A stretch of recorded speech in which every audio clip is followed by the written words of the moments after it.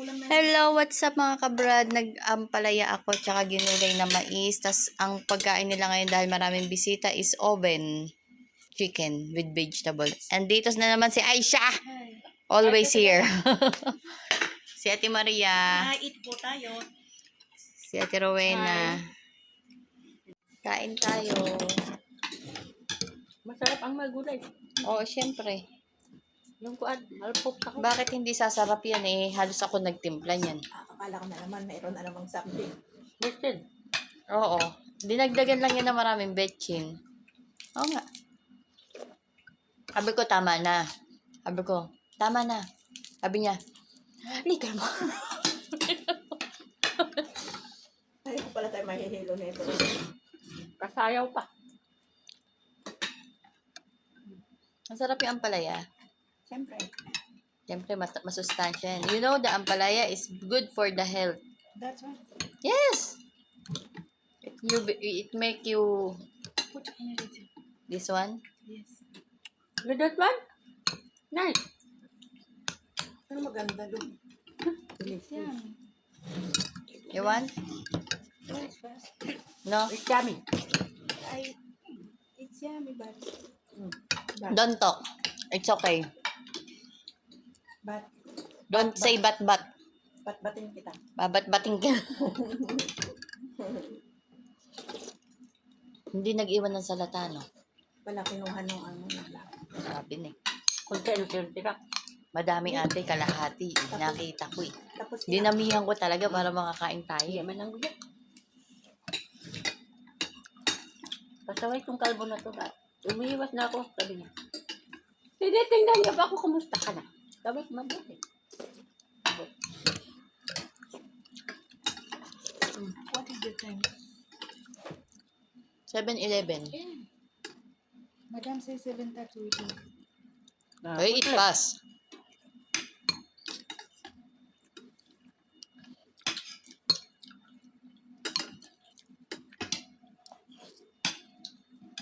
Ako lang. Binulit ko lang siya. Pero masarap. Di ba nilalagyan natin ang toyo? Sa naman sa'yo. Kaya hindi, boil ko lang. Hindi, bakit wala kang sasawa ngayon? Nara? I lose my appetite in the New York. Okay. My appetite is in the New York. Okay, bro. Okay, go. Go.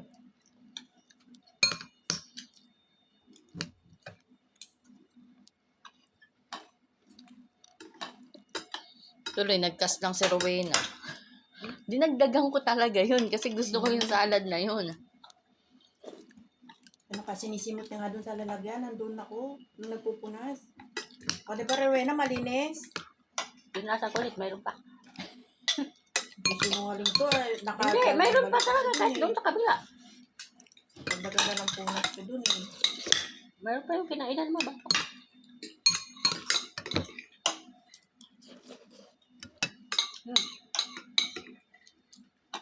Sinadya ko na yun kasi si Rowena babalik pa. Sadyain ko na para si Rowena pag ano. Sayang.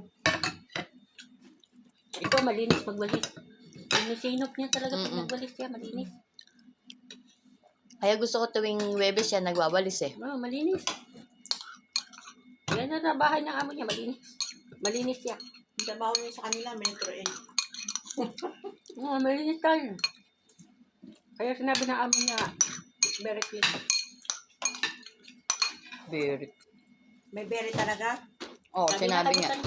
Malinis daw yan. Malinis. Mahinit lang pero malinis. Malinis siya magtrabaho. You are I. Because there's a sabon and then it's become red. But then she make like that. And become Your madam po ta. red. Ay mo. Like that.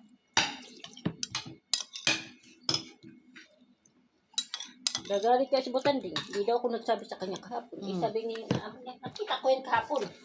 Ibig sabihin, gusto niya sa kanya mo sabihin. Sabi niya, ba't di mo niya sinabi sa akin? Kailan pa ba sabi? Mhm. Ba nakikita naman ako niya kahapon. Maghapon lang sa kusina. Hindi niya ako napansin. Dahil mo siya ginagawa din eh. Ano? Nakatayo lang siya, lagay-lagay lang siya ng spices. Pag natabangan, lagyan bitchin. Akala ko siya yung nagkikisa-gisa dyan. Halo-halo lang konti. Ah. Ano, ganun siya mag Pero halos kami ni Rowena lahat.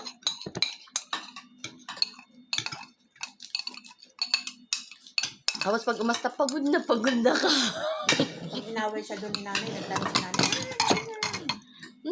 Kanina nga eh. Di ba, pinakiyat ka na niya. No.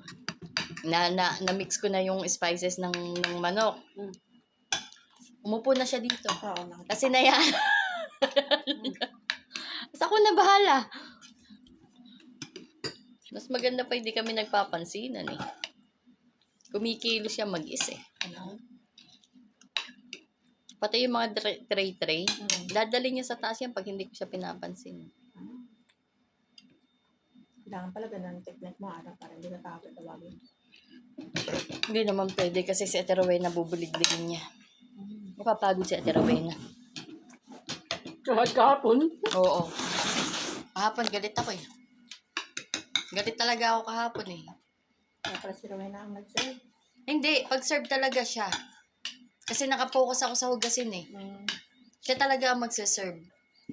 Pero hindi niya ako tinawag kasi alam niya naka-apron ako eh. Madumi yung katawan ko kasi nagluto nga ako ng pansit. Tapos ganito ganyan. Hindi siya nga pala bumaba kahapon. Sige. Nagluto nga pala. Ako nga pala nagluto kahapon pansit. No, hindi. Hindi siya bumaba. Tinawag na lang siya, di ba? Nandun Hindi sa siya takam. bumaba. Alam nilang pagod ako eh. Tapos gaganunin pa nila ako.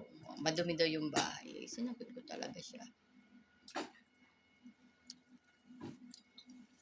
Sabi ka, Sa dami ng tawag, matatapos ba yung isang trabaho?